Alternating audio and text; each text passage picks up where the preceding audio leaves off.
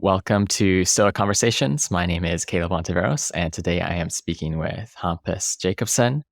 Hampus is a venture capitalist, serial entrepreneur, and currently is a general partner at Pale Blue Dots. And we'll be talking about Stoicism and entrepreneurship investing. Thanks so much for joining. Of course.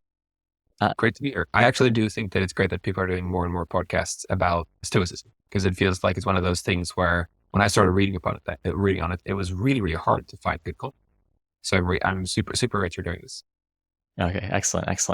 Let's start with this broad question. What is Stoicism to you?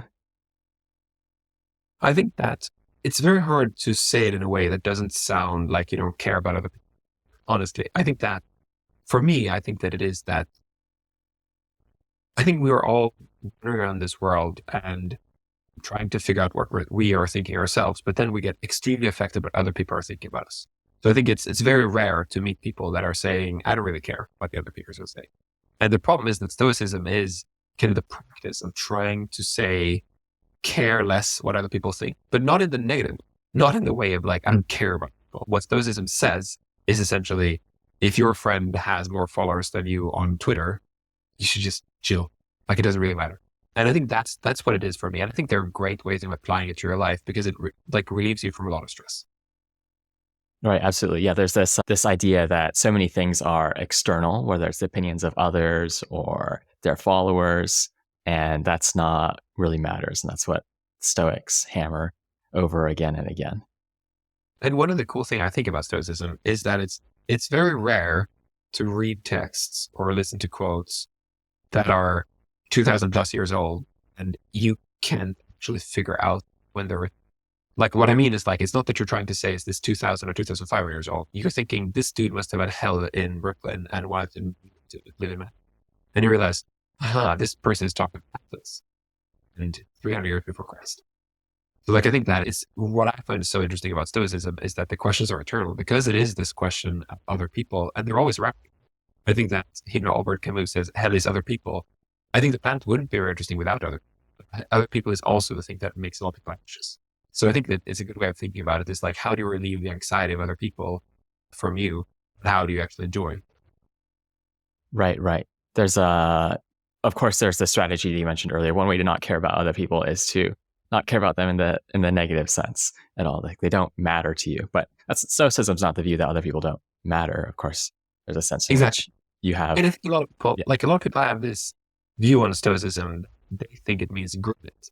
That a lot of like people are saying, oh, you're a Stoic. So like you just go to grit it out. And it's not about all. It's not about gritting it out or anything like that. It's actually about feeling what you should feel and not be distracted by other things.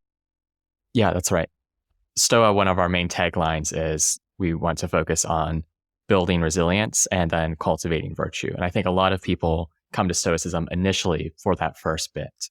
Just they hear that it's useful for managing stress or terrible events that have cropped up in their life, which it absolutely is. The focus of the philosophy is on this practical aspect, building resilience, being able to handle whatever life throws at you.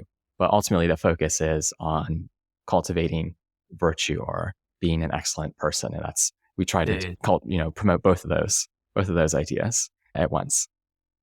So you wrote in a blog post this idea of emulating a single player game, which I think is related to what we're talking about here. Can you explain like what that means and why it would be a good idea to sort of take on that frame for your life?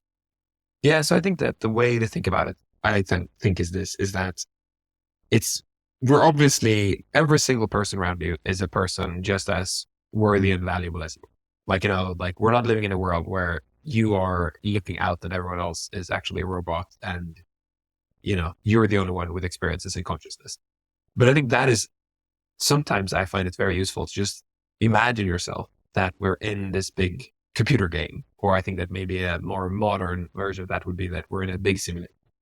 And that everyone else in a simulation or computer game is what's usually called a non-player, an NPC.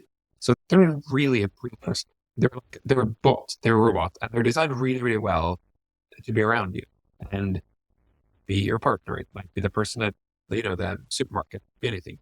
And sometimes it's really good to think about that because I think we do this really thing where, if you take a chatbot, like if you talk to a chatbot and that says you're dumb or says you're ugly, you're just going to shrug it off. Just be like, this is a chatbot saying that I'm ugly. But then if it's another person and you're believing it by the person, it really hurts and you're angry and you go to sleep and, think about this person as an idiot. And the funny thing is, it's not that hard of an exercise to just kind of imagine everyone else is, and just believe. And I think that, at least for me, I think there is some very, very strange, or at least counterintuitive truth. Because the weird thing is that we're all living our own lives. Like we're all living in our own little universes in a sense. And what I mean by that is like, if you meet a person this morning on a sidewalk and that person bumps into you and, says something angry, you don't know at all what happened to them this morning. Their partner might have cancer, their kids are super sick, they're super delayed to this job interview and they're really, really stressed. And of course they're doing. If they had a post on them that said all those things, you would move out of the way and you would say, hey, can I, pay for the. But because people don't, we're always thinking everyone else is an idiot and irritating. And, they're standing in front of you in line whistling at Walmart and you're just like, why can this person not shut up? And the thing is that it's if you just imagine them to kind of live in their own universes and your universes actually just cross paths, it's kind of easier to just take a step back and they're living in their own universe, living in mine, and they're kind of like non-player characters. So like if they say I'm an idiot or that I'm ugly, I should just not care as much. And I'm not saying this is easy. I think there are a couple. I had one time where I really was able to use it, but most times, of course, this you think about it afterwards, like actually. Mm-hmm. Yeah. It's related to this idea that the ancient Stoics had that the universe is determined and everything happens because of the way the past was arranged, and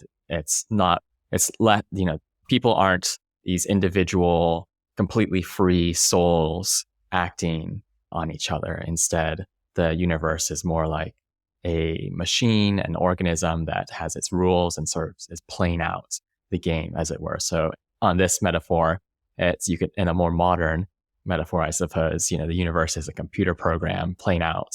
We're all these different characters and we're just playing out our roles that's given by the script of the program. And actually on that, I really, really believe as a person that it's not the case that everything is written. Like, I think that's another thing, which I think that it's really dangerous. I think sometimes to be very fatalistic about stuff to just think I'm born in this family or I'm born in this country or this is who I am. I always try to whenever I work with people or if I invest in them or become their mentor in one way or another, I always try to figure out how they can yield. Like, can they sometimes an entity, or most of the time, an entity works against you. You're the kind of person that doesn't usually figure this out. Or I'm always kind of late. But the funny thing is, we can all redefine this. You could just say, as you said before, Stoicism is really about striving. I think it's interesting because you can actually, in a sense, for your own betterment, you could say, I'm the kind of person that would stop that the person if they're in, and that's right. You would tell other people, I'm that kind of person, which means that when suddenly something happens, you would stop it up because you define your identity as that. And if you say that you're the kind of person that goes to the gym times a week, exercise a lot, it makes it a lot easier. So for me, it is with ultimate habit hacks. If you tell yourself that your identity is something, it actually makes it easier to do it. But also on the flip side of that, it's if you think you have a certain identity, feel forced identity, if somebody tells you, there's a lot of these studies, women's scores or people of color or differently, where people have been told that they're worse at maths as a statistical group, and they actually becoming worse at maths until somebody tells them, oh, that's kind of a hoax thing. It's like a math study. And then actually the crazy thing is their results goes up. So it makes no sense. But I think that's a problem. We this massive filter on our head that we see the world through. So that's, I think, is the thing I usually think about is you're kind of playing a computer game against mobs. And you can actually look at your mobs and say, wait. Why am I doing this? Why seeing opportunities? Why just instead of thinking this is a risk, why asking myself, what's the opportunity here? And if you start doing that, you start slowly reprogramming yourself with seeing opportunities. And that's the super cool thing. Essentially about you can reprogram might be too much of a term, but I think that that's the thing I find so exciting. Yeah. And of course, the ancient Stoics were fond of saying just because things aren't determined doesn't mean that they're fated. It doesn't mean that your actions don't matter because you are part of the system, right? So what you do, sure, maybe it has written into the script, but it still matters and it still affects what's going to happen. So you can't just sit back and wait for things to unfold. Oh, exactly. But I think that's also a normal thing. I think it's very common that people kind of are victims, that they kind of, there's some people that tell you a story when something happened to them and they couldn't have done differently. And the crazy thing is that I think a lot of times, the thing about Stoicism though is complicated. I think that there's any kind of systemic racism or ableism or gender views or anything makes it much harder. It's very easy to be a white person, a white man, and say that, oh, this is just an attitude question. But the crazy thing is there are certain things that actually you can tell yourself that I'm not going to be the victim of this. I always think about it in a positive way, where I've met people that I think are really extraordinary. I meet them randomly. Like they might literally be in a podcast, or they might meet them in a business setting or on an event or whatever. And then I realized this person is just extraordinary. And what I used to do is I used to just think, wow, I really want to figure out a way to work with this person. I just leave that rest and hope that our paths would cross, connect them with LinkedIn, whatever, change email addresses, but like the normal. But then I realized my first company is like the best way of doing that is just turning to them and saying, I would love to work with you. I would love to hire you. Whatever. And this person might just laugh at you and say like, yeah, I agree. Like, it would be fun. I'm in this position right now. And most people would take that as a no, right? Like, it's like this person is right now doing this thing and they're in another country or something. And I think that we shouldn't take no as an answer sometimes. We should just ask, so what I decided to do then is I just look at them and say, yeah, that's great. I get it. What would be needed for you to actually jump ship? And the thing is that now I'm saying, instead of saying you can't do it, because there's really nothing which is like, you can. Mm-hmm. It can be that they end up saying that is like, that's good. But if people are saying, I would need this kind of salary, okay, let's figure out like if that's what we can figure out, instead of saying we can't do it. Right. So I think that's also typically one of those things that we usually create these blockers for ourselves, and just to say, okay, what is the rate limit? What's the blocker and how do we go around that blocker? And most of the time you can't go around it, but sometimes you can. Right. Yeah. I think that's a great question. I think we often set up obstacles, there are different obstacles, but we don't name them. And sometimes when you name them, it's clear that they can be addressed. So questions like what's needed to get you to change, or I've always liked the form of the question, what's holding you back from doing this? I once heard a salesperson say it on a call. It's like, oh, that's genius. I should just use that, not just in sales, of course, but throughout, my life, my interactions with others, or thinking about my own goals. What's holding me back from actually getting to where I need to go? And once you name that, sometimes you see that it can be overcome. Yeah, and I think sometimes actually one of the things I do a lot with the companies we invested in is that, like, I asked them, what would happen if we had $2 million more in the account? Like tomorrow you open the accounts, you're like, oh shit, I got $4 million more than I thought. What would you do? Or if somebody says, I can't really do this because I live here, it's like, okay, what do you do if you wouldn't have this house? And I think that there are a lot of times you don't realize that if you actually really want to move, you can sell the house. Or if you actually really need $2 million, you could maybe fundraise. But I think we're kind of stuck in a race and stuck in a situation. And I think I usually love, like I have a couple of these exercises I love doing whenever I get on an airplane or when I'm about to fly the day before, I'm going to die on this airplane. I think it's a great exercise because it makes me really think on it. And the other thing I realize is that I usually think that the things I like right now will burn. So right now, we just moved to our office 6 months ago. We love a lot of stuff about it. It's really nicely made by my colleague. And it's a great exercise to ask ourselves, like, if this office burned down and we lost it, we do. And if the answer is we would, to an extent, be take office as much as we're in the right office. But if we would say, well, we'd actually really want another window there because this is kind of shitty that it's not in this room. Well, then we can ask ourselves, could we get another window in that room? Right. And I think that exercise is great by, like, if you lose something, it's way easier to just look at it fresh, right? Mm-hmm. Yeah, absolutely. You can see it anew. So I want to go back to something you said earlier about identity. I think you're exactly right that being able to shift your identity, take on a new one, is a superpower of sorts to changing who you want to be. But how do you do that more concretely? Because I imagine some people might be listening and thinking, well, I'd love to take on the identity of, say, being someone who writes every day, but I can't. Do I just sit and think about doing that? How do I manage that with my history of wanting to write but not pulling it off? How does that come together? It's a great question. I think a lot of times, I think we want stuff that we actually don't. Like, I think that a lot of times, like, many people want to be a published writer, but they don't want to write it. Like, it's like a completely different. So I think that there's so many times where people say, I wish I was a founder of a company, we're scaling at this pace and everything was great. But they actually don't mean that. They mean, I wish I had been a founder who had built this great company and now I had all the wealth and recognition and everything from. So I think one of the important things is like, if we ask ourselves like, oh, I wish I could write every day, then I think it's just like, there are a couple of things and exercises. One is, I think I, I find it super useful to just write on a piece of paper and put it on my laptop screen and just say, write every day or whatever it is. Like, don't see limits or whatever it is. Like, I used to have a colleague that had one of these quotes on her screen, and whenever she unfolded her laptop, looked at it, it was great because she paused for a second and read it. And she was like, and I think it's a great thing to just remind ourselves. And it can seem so silly. I know other people would look at it and telling you that you should write every day or like you should not see limits or whatever. But the thing is, again, if it works for you, it works for you. That's like the basis of it. That's really important. I think that also one of the things I always try to do is I try to figure out experiments of how to try. So, for example, writing every day, I have like 3 different methods that work for me. Now, or on the exact example of writing here, I think it works. So I used a platform, what's called 750 words, which is a page where you write. It saves when you reach 750 words. And before that, it doesn't save. And what happens is that you end up just writing as fast as you can. The first days you write like a good day, but the second day you just write faster and faster. And the third and fourth and fifth, because you have to write every day. Like, you get like the Seinfeld kind of crosses in your calendar every time you do it, and you shouldn't break the chain. But after a while, you more or less like text vomit out the text, like the thing from your hands to just get rid of this text and get it out of yourself on the screen.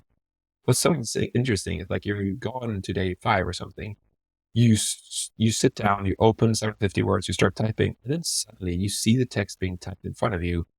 And it is, of course, you typing. It is really like they're quote unquote unconscious. Like, because you're doing it so quickly and just get it out of your body, like you suddenly start reading stuff before you actually process them. And I think that's a great exercise of just writing more to actually find your unique thoughts, not necessarily voice, maybe, because sometimes the text actually becomes brutally bad because you're trying to just write itself out. So that's a really interesting exercise I found really good. The other thing I found is like, pen and what's it called? A fountain book. The thing is, fountain pens are really great because fountain pens are extremely shitty at writing fast. Like, you cannot write fast with fountain. It's like, it's completely, first of all, it's hard to actually write fast. And secondly, you can't read anything to write fast. So it's interesting, like, I end up just taking a book, get a cafe or getting something the way where I'm not sitting in front of my computer or phone or anything. So like, I'm not distracted. Write the headline of the thing which is on my mind. And I would just sit and ponder and write. But now I write extremely slowly because like, I can't write fast. And I find those thoughts are exactly the opposite of the 750 words thoughts. Like, they come out. I've been thinking this for quite a lot of time and I see the structure coming out of it. So I think that's a very, very interesting format for me. Then the other thing for me is keeping like a list of small things to write. So like, I usually, if something just hits me, I'm like, why do people do this? I just read a blog. And like, what I've found there is one of the amazing things is trying to gather problems. So I tell this to a lot of entrepreneurs, but I tell it to a lot of authors as well and bloggers. Is what's great if somebody says next to you, why on earth is like, are people anxious about what people say on Twitter or whatever? Like, I don't know, like that's maybe too obvious example, but people say something where you just go, or like, why do people care if they're actually aliens? And then like, you hear this thing and it's like, you think, I care why they're aliens. But again, it's not obvious why people care about aliens. And then you just write it down, you just write out the whole piece for yourself and think about it and interview people. Actually talk to people. And I think some of the more interesting blog posts written, I think I've only published like 5% of the things I've written. A lot of the things I've written, I end up having a thing where it's end up being conversations with people. And I end up writing a blog post and send them the draft of the blog post and ask them to comment it and forth. It got the argument better and better. And the thing I find about writing in particular is writing is an amazing way of clearing your own mind to actually figure out what do I actually need. And so I think that's, for me, that's a great method. So the methods there are like, write extremely fast, write extremely slow, and then gather different topics to write about. And the complete orthogonal to those 3, which is not about writing, is surround yourself by people who are writing. I think that's really, I think one of the best tips I always find is that a lot of people don't do this because a lot of people surround themselves by people who would say that they're impressed by this person writing. because they want to be seen. They think it's amazing when they're like, oh, other people are saying, wow, you're so great, you're writing. But the thing is, you really don't. You want to be around other people that you're saying, I'm writing about this thing, I'm thinking about this thing. And they're like, oh, interesting. Can we talk about the process? Can we talk about the post and everything? And actually, it's really, really amazing to have those conversations and be inspired by them and do that. So to start here, if you're comparing yourselves to a person that has more views than you on Instagram, it's going to be really irritating. But if you're saying it's super inspiring, you figure out how they're doing it and think. So I do that a lot. Actually, just really awesome, great blog posts. Actually figure out what is awesome. Yeah, I like how we got a bonus take on how to actually become a better writer or how to become a writer at all. That's It cool. was an example, of course. So like you can't do this for everything, but I think it is. And then I think that the top thing of all, which we said previously as well, is actually if you tell people, like, I really want to write more, it helps. Like it helps so much. If you start telling people, like, my goal this year is I'm going to try to write one blog post a month that I'm really pleased with. And so like, I'm going to probably write 30, 40 shitty blog posts. Is it okay if I send you shitty posts? The thing is that these people will ask after it, oh, like, are you writing something interesting now? And this, I think, is so interesting about the kind of the dichotomy of Stoicism is that now you're stressed by other people, right? Like these people are asking you if you've written anything. This is actually the thing you want to get rid of. But the thing is that you have created an on-player character in your game, this chatbot that you've asked to remind you to write more. And every time it does it, you feel like, thanks, that's great. You don't get pissed off on your phone when your reminder comes up and it says like, buy groceries or, don't forget to renew the lease or whatever. You're not like, oh, I've got a reminder app. Like you should be like, oh, great, thanks. That's amazing of this person to do it right. Mm-hmm. Yeah, absolutely. I think there's the meme of you shouldn't care what people think, which to some extent is useful for many people to hear. But on the flip side, of course, you should care what people think when they are people you admire or when they are good at a specific domain. So in the example you just gave, it's useful to care what people think when they're the sort of person whose working assumption is you're the sort of person who keeps their agreements. You care about being a good writer. So I'll ask you about that next time. But I think it's so fascinating that most people's nightmares are really about, nightmares, but I mean like things that are really excited about is being around other people in an embarrassing situation. Like coming to work and realizing that you're not wearing pants, or sitting next to a person on the subway, which is really stellarly beautiful, and you realize you have a boogie in your nose. Like all of those things are like super crazy anxiety creating. But most of those situations, you would never, ever in your life meet these people like that. Like obviously the people at work, you're going to meet them tomorrow and like they're going to, think it's very funny you didn't wear it. But I think there's so many times like we make up these, it's really horrible to talk in front of people, but if you're never going to meet the people again, does it matter? And I'm not saying it's easy, but it is interesting to ask ourselves sometimes, why do I feel anxiety? Yeah. As Seneca said, we suffer more often in imagination than reality. And that's certainly exactly true, especially when it comes to other people. But I think that's exactly the thing is I think that fear is essentially you are imagining a bad future and you're having anxiety for that now. And that is like, there are two sides of this argument. One is that it's really bad because you're now to go sleep and you're really afraid of something and you know that it's kind of meaningless. But the other argument of it's like, I always think about this when I was building my first company. I was always like panic stressed to our management group meetings, like handed off kids and whatever, and got to the meeting panting and like being bicycle through a snowy city or something. And I finally got there and I was 1 minute late and I ran in and I was like, and then I realized, oh, I'm the first person here. And then I got really irritated a couple of times. But then I suddenly realized the people who are anxious about being late are the people that are, those are the ones that are, so if I want to be a person who is on time, I will just have to cope with the fact that I'm going to be anxious that I'm late. The day I'm relaxed about it, that's the day I'm late. So and we can really apply that to everything. I think a lot of people look at parents and they say, oh, why are you so anxious about your kids, this and that? Anxiety and fear in parents is the fact that you really care about your kids. Right? Like you're worried that something happened to them. If you would be completely, relaxed about your kids and you actually don't care. So it is like, you should be a bit anxious in a strange way. Yeah, I think, one idea about, say, anxiety in particular from the evolutionary standpoint is that to some extent, anxiety is going to be adaptive. As you said, it's the kid who is at least somewhat anxious about getting on the ladder who is, not going to fall as opposed to the kid who's completely reckless. And of course, most virtues are mean. So instead of being completely reckless or completely timid, you want to be prudent. And that often, I think, just means accepting feelings that might be negative, whether it's anxiety or what have you, and noting that those actually do serve a useful purpose in many cases. Yeah, and actually on that, I think that also another answer back to your previous questions about identity, if you're saying you want to be a writer, I think that another thing I usually think about is actually if you want to be something emotionally. So if you say like, I want to be more brave, I find it fairly useful to just imagine yourself as a person.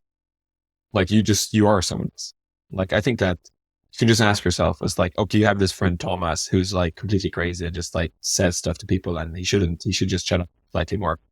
Sometimes it's great that Thomas is saying this. And I think we can actually use this in this computer game we're in. You can actually suck in part of Thomas into your brain and you can say, okay. I'm going to be Thomas now. And you can say to the people, hey, I'm really sorry, but this isn't cut it. Like, I'm really, really sorry. I don't want to be the douchebag who says this is bad, but this actually is really bad. And people look at you like, what got into you? And the truth is like Thomas got it. Like, it's just like you actually wielded Thomas' identity, put it in yourself and then used it in this situation. And I think we can do that a lot more. I think it's harder to do that over time because a lot of fears and depressions and stresses are actually you not being true to yourself. So the more you're actually trying to be people you're not, the delta between your inner and your outer personalities become harder and harder. And then you get very, very anxious and stressed. Right. But the thing is that you can actually use it. Like, you can actually think, what would I do? I think about this at a party. This is like 20 years ago now, but I introduced a friend of mine, Stefan. And I said to the people around me, like, hey, this is Stefan. This is definitely one of my like more funny friends. He's like an amazing, like super hilarious person. And this guy, like, grabbed me on the shoulder. So like, please never introduce me like that. And I was like, whoa, sorry. Like, I really meant it. You're really funny. And he said, no, but now I have to be like crazy funny here. Like, I have to actually consciously think, am I being funny now? Because you can't even introduce me as the funny person. And I never thought about it. I realized, oh my God, I have now forced an identity upon you. And of course, like, we can do that to others, but we can also do it ourselves. You can actually tell yourself, it'll be super funny tonight. I'm really gonna. And then you can just say, you imagine yourself another person saying, what would Stefan do? He would actually be more aloof and more relaxed. And then I'm going to. Yeah, we have at Stoa, we have a practice called the contemplation of the sage, which comes from a French philosopher named Pierre Hadot, and he got it from the ancient Stoics. And many people have systematized different practices of this sort. It's an ancient tradition, but it involves imagining a sage, someone who you admire, seeing them observe you, or perhaps imagining them giving advice to you, or at the next level, imagining they took your spot and acted throughout your life, and then imagining yourself doing the very same actions. And I think that can help people expand the possibility set that's initially available to them. You can imagine someone else do it, and you can be that same person that do it as well. And then I think here, like, sometimes when we do these identity shifts, one of the best ways I find is you preempt the thing you're going to say in a way that people understand what you're going to say now is out of the ordinary and it's not necessarily. So if you're usually a timid person and now you're going to say that slightly irritating thing, and people usually never hear that anything but the very nice words from you, you can use saying, like, I'm really sorry what I'm about to say, or this might come out really brutal. And I think that the thing is that when you say that, people brace themselves, and you're probably not going to say anything which is that bad, but it really helps people to be like ready for it. I think what really surprises people is like when people flip identity and they don't give you like a big of a warning. You can even say, I don't even feel it myself saying this, but then people like, it's going to make it a lot easier for them to accept what you just say. Yeah, there's a useful kind of vulnerability in that as well, I think, that people respect. One thought I have on the identity aspect is I think one mistake that many people make, and I'm curious to get your view on this, is they take on an identity and it's in a sense too ambitious. I'm going to be a writer. I'm going to write, twice, once in the morning, once in the evening. And they'll go from not writing at all to this identity like this. And then of course they'll set some goal and like the one I just mentioned and fail at some point. And now they have the history of saying that they are this person and not living up to that agreement. And if you do that too often, there is this break between, I think, what you say you'll do and what you end up doing that causes a serious lack of self-trust that can occur. I think that's a really great point. I think that I used to do this thing before I got kids. I had like 9 months manias. I call them temporary obsessions. And I try to figure out a thing that I want to spend 9 months on, a lot of time on it, and actually both practices and read up on it, and actually surround myself in it so many different ways. And like, these could be anything. This was like at a period 20 years ago in my life, it was barefoot running. And I was just like, I read everything I could read about barefoot running. I listened to everything, saw the YouTube videos, ran barefoot, like went to camps, like did everything. And it was great. And I think and then I told myself I'm going to do this for 9 months. So the point is, like, I'm going to quit in 9 months. I'm not, and like, I need to ask, whoa, you're running like this and that. And I was like, yeah, for 9 months, I'm going to run. That's what it's going to be. And then I'm going to. And it was great because, like, it really time boxed it for me, which means that when I was around 7, I was running really long distances, and like, it was slightly too far actually for doing barefoot. Like, I couldn't kind of like think about it and say, it's another 40 days. It's another 40 days. Right. Mm-hmm. And it was really good. And then there's some of these habits where I took the thing I did for 9 months, and then I did like a 10th of it continuously. So like, if it was, for example, I'm going to do mindfulness every day, and I was like, I'm going to do 1 hour mindfulness every day. I'm going to do all these practices. I'm going to read all this. I'm going to listen to all these things. And then afterwards, I'm like, okay, what is the distilled version of this? The distilled version is to do 15-minute mindfulness every time I get to work. I like bike in the stand, get up, close the door, or like get into the bathroom, whatever, and I sit down and do 15 minutes mindfulness. It is like a super watered down distilled version of the obsession. But the crazy thing is, because I've done this obsession for 9 months, like I lock into so quickly. Like, my reflexes are there. I know exactly what's going to happen. So it's like, it's so powerful. And there was one time when I felt I'm going to do Bikram yoga. So one of these obsessions. So I started this thing where I'm going to read out Bikram yoga. Bikram yoga is essentially a peculiar kind of yoga in a fairly warm room. And it is like a large group of people, actually. And it is almost religious, like how people act. Like in the dressing room afterwards, like when you're standing there, people are just crying sometimes, and people saying like, I can't get to work if I haven't done this, or like, it's so amazing. So like, you understand that it is like a big thing when people do it. And of course it is. Like, you're straining yourself in very high temperatures. Like, it kind of feels like you just got. And so I got into this thing. I started like reading up on it and doing it many times a week. And then one person, some health practitioner I worked with for another thing, said to me that, like, this is really bad for your kidneys. Like, it's really, really bad for you. Like, your liver and your kidneys. Like, you're losing so much water and you're pumping in water constantly. Like, you have to like eat better. Like, you have to figure out salts, da, da, da, da. And then I was like, what?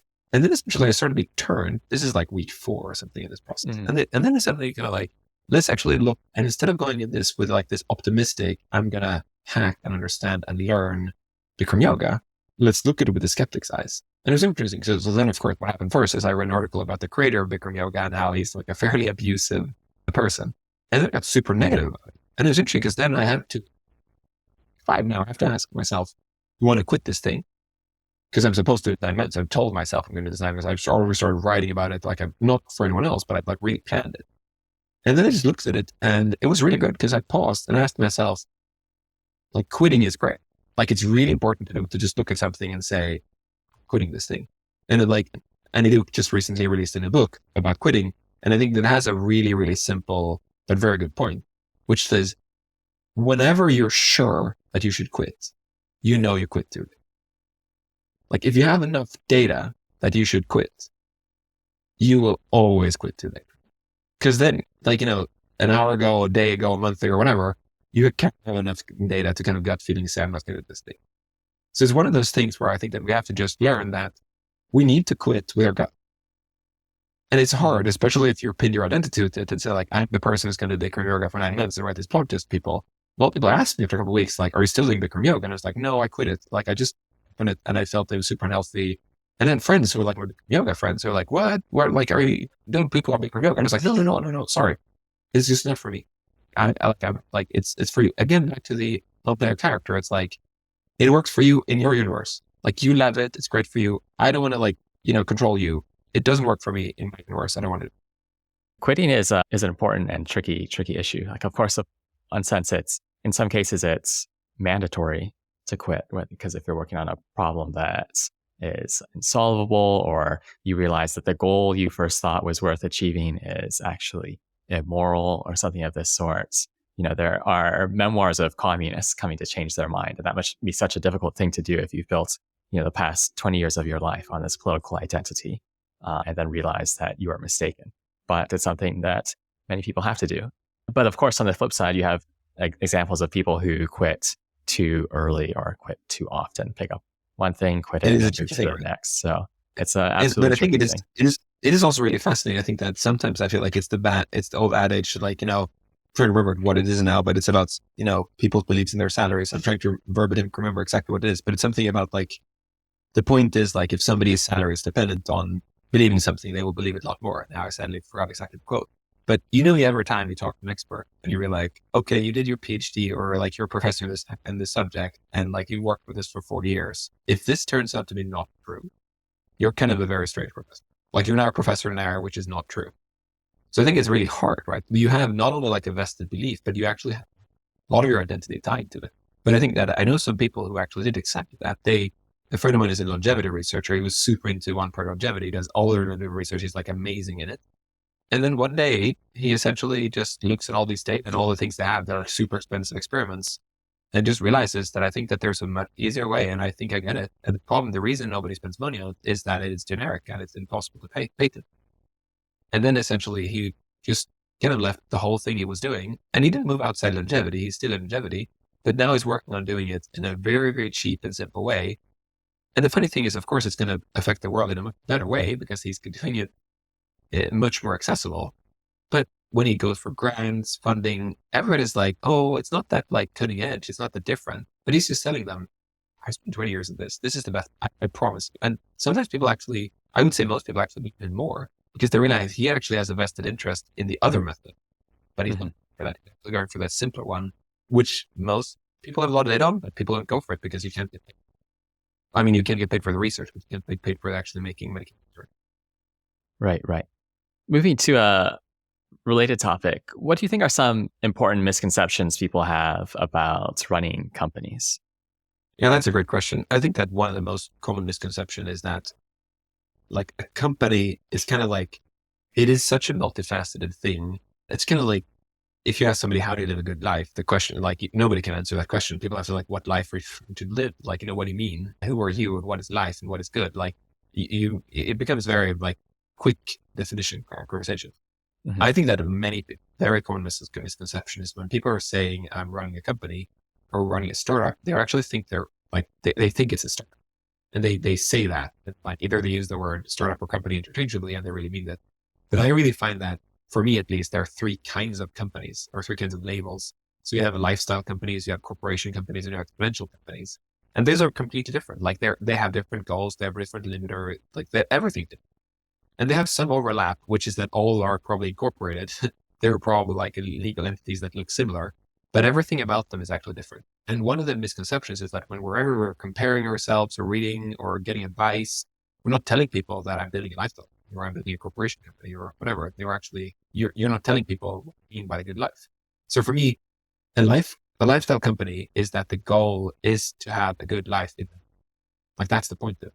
Like you have a friend right now who runs a small software development firm. There are three people. They have a really nice office. They work really hard during weeks. They're off in the weekends. They go skiing and blah, blah, blah. And somebody's like, oh, you should raise money. You should do this and that. I'm like, no, don't mess up. They're building a lifestyle company. It's great. They're actually having a great time. That's their goal. Their goal is actually to be able to go skiing and have weekends and talk about stuff that are not about this company. That's the point of their company. They can, only hire friends of theirs instead of hire somebody who, the best salesperson in the world that can drive sales, but who they don't actually like. Instead saying, no, I'm just going to work with people I really love. And I know that sometimes more ambitious people might drive it further, but I would prefer working with people I really love.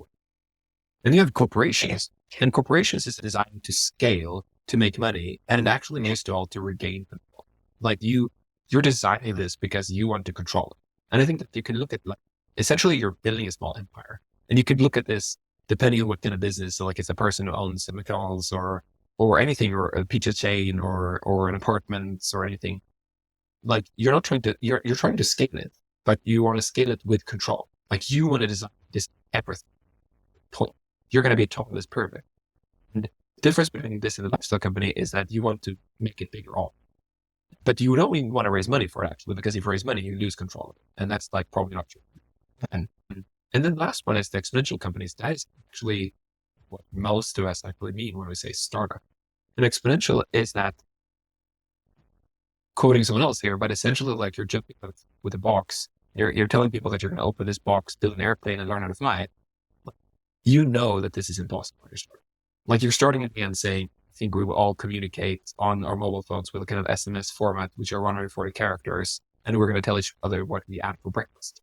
It feels like I usually tell people when they tell me their ideas and say, I'm really afraid about doing it. I usually tell them that when you start a startup, you're failed. You're trying to you're trying to prove that you can update other people with 140 characters about what you for breakfast. Is great. Like there's no risk in you failing this at all. You're starting at a low point. But I mean, those companies, they need to raise money so they can jump cliff. And that's what they're designed. And so the point here is like, people ask what should I do with my company, or I'm looking for a board, or I'm raising money, or whatever. They should try to ask themselves is which one of these three companies are you trying to build? And then they also need to ask themselves, if to your question about safety and about money, you said, do you actually want to run this company? Like a friend of mine is a ballet dancer, and 10 years ago I saw her toes, and like her toes looked like horrible. Like, I mean, horrible to the degree where I thought somebody was really hurting her, and not herself. I thought a third party was, like crushing her toes with a hammer. And I saw her toes, like, what the, sorry, what's going on? And he said, yeah, that's the life of a ballet dancer. And I said, no, but seriously, you can't do this. Like, you're doing it wrong. And she was like, no. Sadly, this is not doing it wrong. This is actually how ballet dancing looks like on the inside. And I asked her, like, but there must be something you can do or whatever. And then she just told me, like, this is what world-class dancing looks like. It is just like, and then she interrogated me and said, how many times have you pinged you on a Sunday and said, do you want to go for coffee? And you're into some topic about shipping some software or updating something, right? And you just don't want to go for coffee with me. And you're doing this the same. You're torturing yourself to achieve your goal. And I really realized that it's like, there's a very big difference of like, if you want to play soccer with your friends, or if you want to play in the little league and actually like, it's going to be fun. You play a lot, or if you actually want to build the world. Those three things, all a spherical object you're kicking on is the commonality. But the people, and I think most people forget to ask themselves, who am I? What do I want to do? And therefore, which of these three do I want to build? And then be true to themselves and just say, I really want to build a lifestyle company with three of my friends. And my goal is to be able to have a small office in Brooklyn. And we're going to enjoy this. And we're going to have a great view. And we're going to like our ultimate goal is to be able to have a barista downstairs where we just walk down to get a coffee. That's our ultimate goal. That's where that's great. Like, so many people will ask them, well, you have so much money that you could raise money or whatever. It's like, that's not their goals. Yeah. That's a great point. It's always important to know oneself and know what you're doing and not be distracted by these really sort of opaque abstractions. Like the term startup, as you said, gets applied to all these different projects just because startups are cool, right? Yeah, exactly. And the thing is, they're actually not. Like, what is really, really cool, I think that we've all been in a situation where somebody's really, really great, and that is absurdly cool. Like, my daughter had this thing happening to her a couple of years ago. My daughter is fairly short, and she went to the soccer pitch in school, and then one kid started bullying her for real, but a bit like calling her shorty and everything.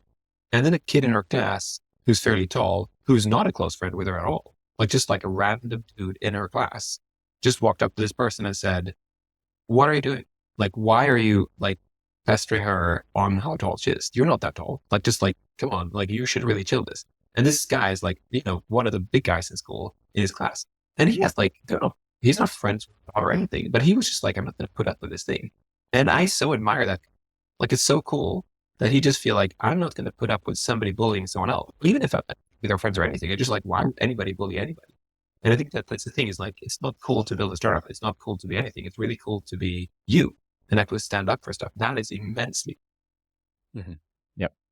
So how do you think about role models? Many people find it useful to look up to a specific person, whether they're a contemporary person, past, or even fictional, to sort of inspire them or provide guidance for their life. How do you think about that general practice? I think it's like, it is really great because you can use it to wield your identity. Like, that's a great aspect of it. But I think the dangerous thing is when most people say, who's your idols or who's your role model? I think we try to take all aspects. We're not actually trying to take all aspects of them. Sorry, is what I mean. So like, for example, if people say Elon Musk is my role model, he's like super intelligent. The thing is, Elon Musk is obviously super intelligent. Like, it's very hard to doubt that. But I think there are very few people who would like to fully be Elon Musk, like to actually have all the attributes of Elon Musk. Like, I actually don't think it's very comfortable. Like, there's a reason that he tweets stuff that are very random and gets into strange situations. What people mean is like, I want to pick this one characteristic of Elon Musk. That's the one I want. And then people say, I love Scott McKinsey and what she's done and empowering people, like Jeff Bezos, a previous wife, and what she's doing about how she's donating. But the thing is, like, most of us don't know that much about Scott McKinsey. So, like, if I say, I wish I was Scott McKinsey, the thing is like, no. You wish you are the picture that you have in your mind of Scott McKinsey. That's actually what you mean. And I think it's really dangerous to that. It's because I think most of the time that means that we feel very, because we're saying, I wish I could do this. But it's like, well, like, I don't think you know that what that means is you would have all these other attributes, or you would sacrifice all these other things in your life. So I think that's like a complicated thing. And I used to have role models when I was a kid, but then the more I understood about these people, or the more I actually met people in person, the more I was like put down and just like let down by that. I just felt sad. It's like, oh, this person wasn't good.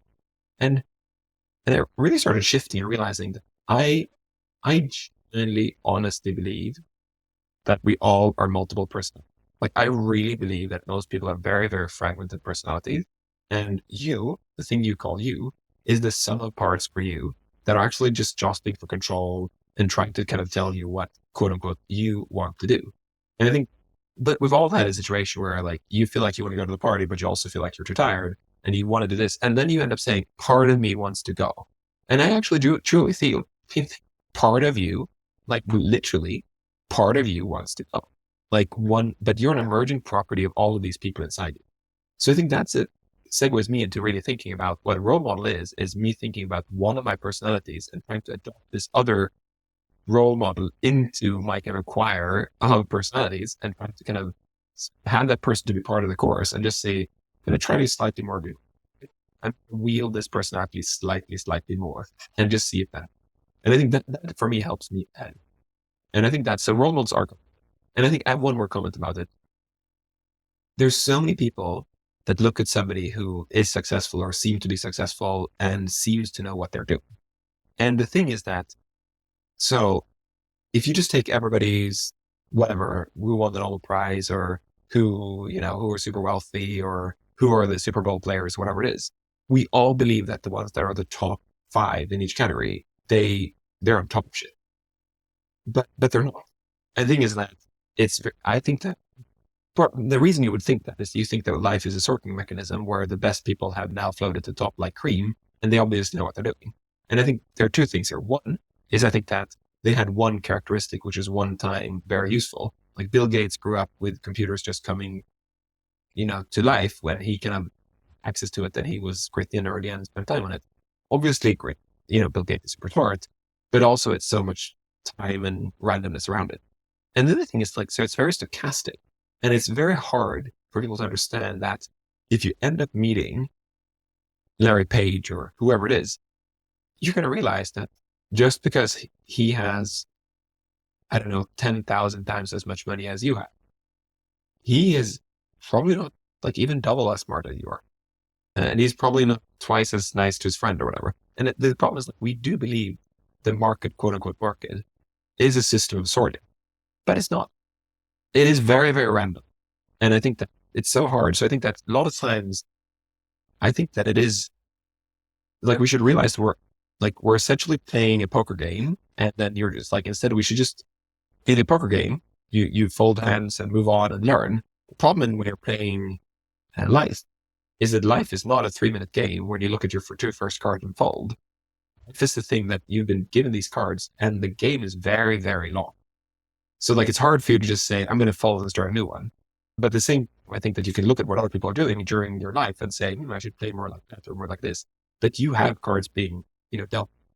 So like, if you say, I wish I was like Bill Gates, you probably don't mean that, actually. You probably don't wish when you're born when Bill Gates was born and did what he was when he was a kid and does what he does now. You just want to have written that book. You essentially say, I wish I'd written. Yeah. I think the important upshot that I'm taking away from what you're saying is that you want to be laser focused if you're using a role model type approach on what specific attributes you value in the other person and what that concretely looks like in their life, and not be distracted by the outcomes of what you think are the outcomes of, say, someone's work ethic. If you admire someone's work ethic, then just focus on that, not just your desire to, say, have an exceptionally successful company or book. And then also, plus also just like acknowledging that if you're admiring a person who does X, you have to do that thing. You actually have to take the other part. There's no amazing basketball player who, were partying in college every night. That was a choice. Like when I interview people, I'm always trying to figure out, I want to ask them for something they sacrifice. And I feel like most say I don't sacrifice anything. Like I do everything I can and want and everything. I don't think that's true. I think we all sacrifice something for something else. We might sacrifice not getting where we want because we want to have a comfortable life, or we sacrifice not reading fiction because we don't have the time or something. I think we all sacrifice stuff. And I think it's a good thing to ask yourself, what am I sacrificing and what for? And usually it's really good stuff. It's really good reasons. You're suffering. Yep, absolutely. Absolutely. Well, this has been an excellent conversation. Thanks so much for joining. Is there anything else you'd like to add? No, I think like there are stuff on my blog that I've written and try to think about a lot of these things. I think my blog is very hard to kind of navigate. You just have to scroll and scroll and scroll. I should probably spend time on sorting it or something. The thing is, I'm writing the blog for myself. Like I'm essentially writing it so that I would read it later.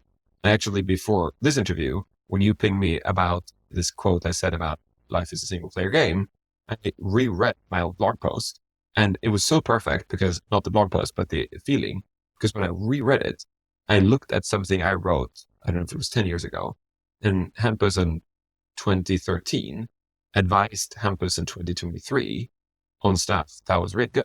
I read this and I was like, this is great advice. Thank you very much, Hampus 2013. I wish somebody would have told me earlier. And I read as well. Somebody did. Somebody did tell me this 2013. I told me this 2013. So I think it's a really interesting thing. Like sometimes when you're writing a thing, I think the best target group is always writing it for yourself in the future. Mm-hmm. Absolutely. Excellent. Well, thanks so much for joining.